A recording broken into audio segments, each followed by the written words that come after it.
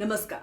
संभल की फाइल फिर खुल गई है। इस बार जो सनसनीखेज खुलासे हुए हैं उससे देश में हड़कंप मच गया है। एक छोटी सी जगह में इतनी बड़ी साजिश के ताने बाने बुने गए कि अगर वो साजिश कामयाब हो जाती तो समूचे देश में आग लग जाती। संभल हिंसा का दुबई कनेक्शन निकला है। संभल हिंसा की जांच कर रही एसआईटी ने करीब 3000 पन्नों की चार्जशीट दाखिल की है, जिसमें कई सनसनीखेज खुलासे किए गए हैं। पुलिस का कहना है कि इस हिंसा में दुबई में बैठे एक गैंगस्टर शारिक साठा का हाथ है। बड़ी बात यह है कि इस शख्स को संभल के सांसद जियाउर रहमान बर्क का संरक्षण हासिल है। संभल हिंसा की जांच कर रही एसआईटी ने करीब 3000 पन्नों की चार्जशीट दाखिल की है, जिसमें कई सनसनीखेज खुलासे किए गए हैं। पुलिस का कहना है कि इस हिंसा में दुबई में बैठे एक गैंगस्टर शारिक साठा का हाथ है।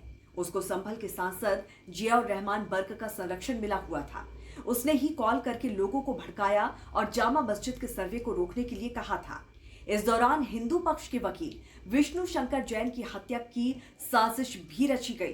पुलिस ने हिंसा के इस मामले में गिरफ्तार 79 आरोपियों के खिलाफ चार्जशीट दाखिल की है। इन लोगों के खिलाफ बलवा, आगजनी और गोलीबारी के आरोप लगे हैं। संभल के एसपी के बिश्नोई ने खुलासा किया है कि शारिक साठा गैंग से जुड़े मोहम्मद गुलाम ने साल 2014 में सपा विधायक इकबाल महमूद के बेटे सुहेल इकबाल पर गोली चलाई थी। उसको ही वकील विष्णु शंकर जैन की हत्या की जिम्मेदारी दी गई थी। संभल पुलिस की एसआईटी ने 24 नवंबर की हिंसा के दौरान उपद्रवियों को हथियारों के सप्लायर मोहम्मद गुलाम को गिरफ्तार किया था। वो संभल हिंसा के सबसे बड़े मास्टरमाइंड गैंगस्टर शारिक साठा गैंग से जुड़ा हुआ है, जिसका डी कंपनी से कनेक्शन बताया जा रहा है। पुलिस ने गुलाम के पास से एक 9 mm पिस्टल, 32 बोर की 2 पिस्तौल, 3 विदेशी पिस्तौल, 3 विदेशी कारतूस बरामद किए हैं। पुलिस का दावा है कि गैंगस्टर शारिक साठा पिछले 2 दशक से सांसद जियाउर रहमान बर्क के संरक्षण में काम कर रहा है। एसपी ने बताया कि पूछताछ के दौरान गुलाम ने बताया कि 23 नवंबर को उसने अपने बॉस शारिक साठा से फोन पर बातचीत की थी। उसको फोन पर संभल के शख्स के द्वारा जानकारी दी गई थी कि 24 नवंबर को जामा मस्जिद में सर्वे होना है। गैंगस्टर शारिक साठा मस्जिद का सर्वे किसी भी हाल में नहीं होने देना चाहता था। पूछताछ में यह भी खुलासा हुआ कि शारिक साठा दिल्ली एनसीआर में गाड़ियां चोरी करने का काम करता है। वो इस गैंग का असली सरगना है। वो जाली पासपोर्ट बनवाकर कुछ साल पहले दुबई चला गया था। वहां बैठकर इस गैंग को संचालित कर रहा है। भारत में उसका काम गुलाम देखता था। वो चोरी की गाड़ियां मणिपुर, बर्मा और नॉर्थ ईस्ट बॉर्डर पर सप्लाई करता था। इसके बदले में उसको अत्याधुनिक हथियार मिलते थे।